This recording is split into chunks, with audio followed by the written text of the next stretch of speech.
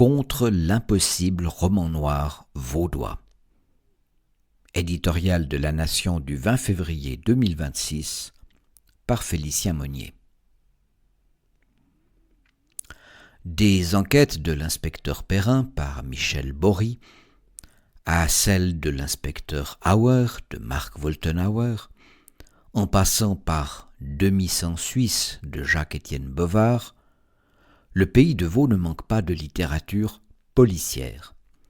Pour autant, les lettres vaudoises ne connaissent pas, ou peu, de romans noirs.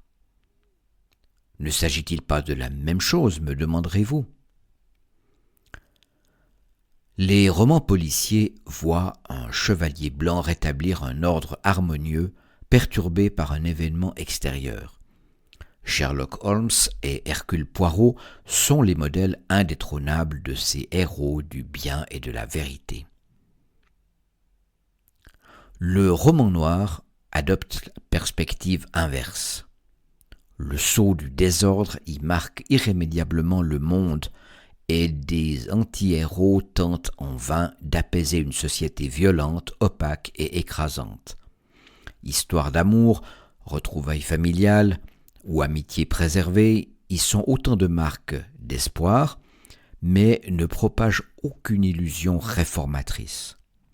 Cette différence de structure entre les deux genres débouche sur une différence métaphysique. Né dans l'Amérique de la Grande Dépression, ressuscité dans la France d'après 68, on parle alors du néopolar, le roman noir se préoccupe aisément des déclassés de la société de consommation. La fille d'ouvrier radicalisée par la mort de son père à l'usine, le gitan magouilleur qui hante les bidonvilles de banlieue, le fils de paysan breton devenu flic pour fuir la misère. Le genre semble de gauche ou d'extrême gauche, d'autant que les maîtres du néopolar français, Fajardy, Manchette, Dennings, Leroy, y ont leur tripe. Mais cette littérature appelle à sortir du trop étroit clivage entre collectivisme et libéralisme. L'engagement royaliste d'un ADG va dans ce sens. Cousin moins sociologique du roman noir, le roman d'espionnage rétablit l'équilibre.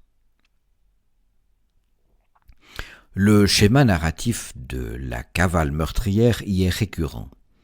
Le bras de fer s'engage souvent avec un État brutal et anonyme, preuve des penchants libertaires de cette littérature.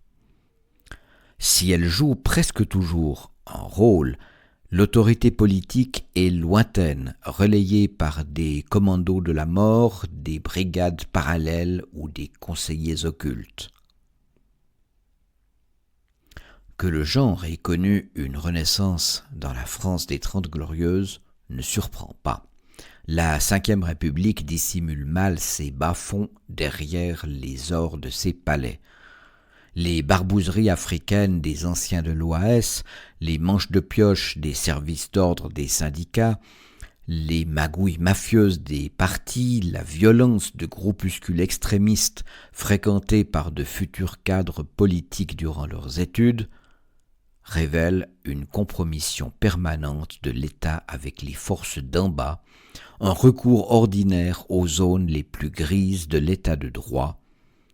La mort ce week-end à Lyon d'un jeune identitaire sous les coups de militants antifa en témoigne encore.